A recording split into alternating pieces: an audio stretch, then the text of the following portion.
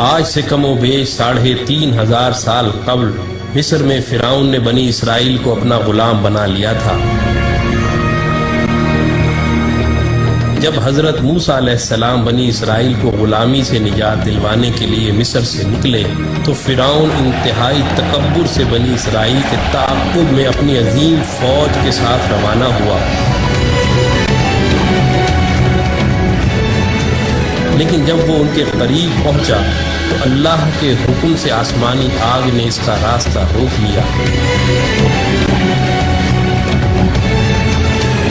اس وقت حضرت موسیٰ علیہ السلام نے سمندر میں اپنا عصا مارا تو بحر قلزم 2 حصوں میں تقسیم ہو گیا اور لاکھوں کی تعداد میں بنی اسرائیلی سمندر کے درمیان بننے والے اس عظیم راستے سے گزر گئے۔ اور جب فرعون کی فوجوں نے اس خشک راستے سے گزرنا چاہا تو اللہ نے سمندر کو آپس میں ملا کر ان کو غرق کر دیا۔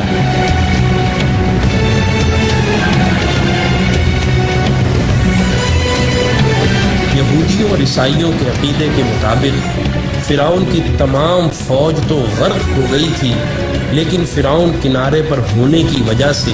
ڈوبنے سے بچ گیا تھا اور بعد میں وہ اپنی طبعی موت مرا تھا۔ 1898 میں مصر کی مشہور کنگز ویلی دریافت ہوئی،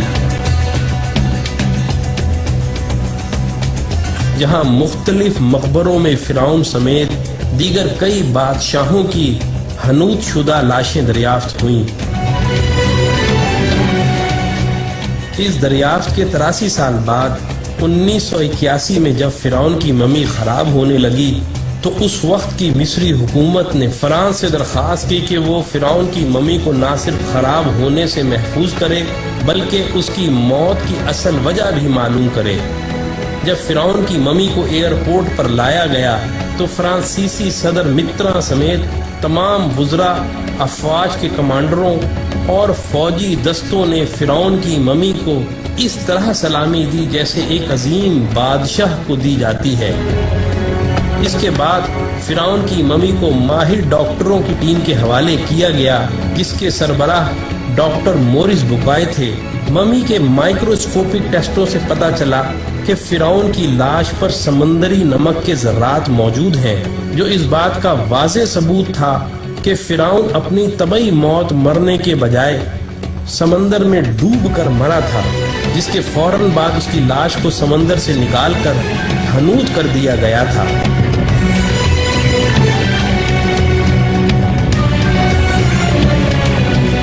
جب ڈاکٹر مورس بوکائے آخری رپورٹ مرتب کر رہے تھے تو ان کو بتایا گیا کہ مسلمانوں کی مقدس کتاب قرآن مجید میں لکھا ہوا ہے کہ اللہ نے فرعون کو غرق کر کے اس کی لاش کو عبرت کے لیے محفوظ کر دیا تھا۔ یہ سن کر ڈاکٹر مورس بوکائے اس قدر حیران ہوئے کہ حقیقت حال جاننے کے لیے مصر روانہ ہو گئے۔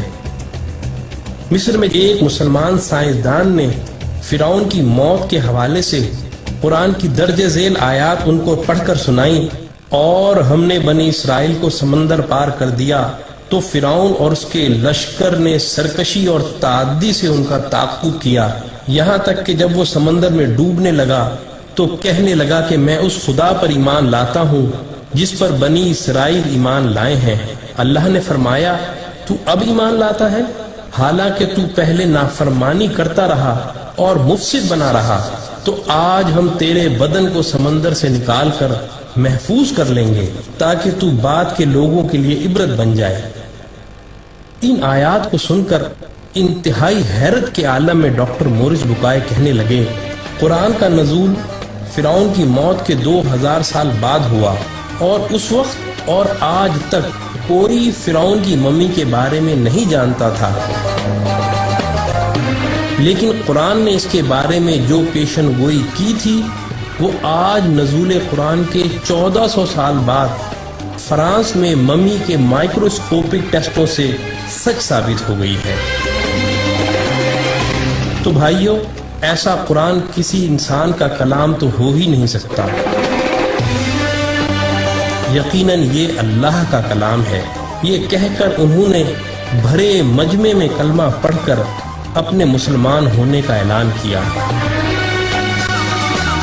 یہی وہ ڈاکٹر مورس بکائے ہیں جن کی مشہور زمانہ کتاب قرآن، بائبل اور سائنس نے آج پوری دنیا میں تہلکہ مچایا ہوا ہے۔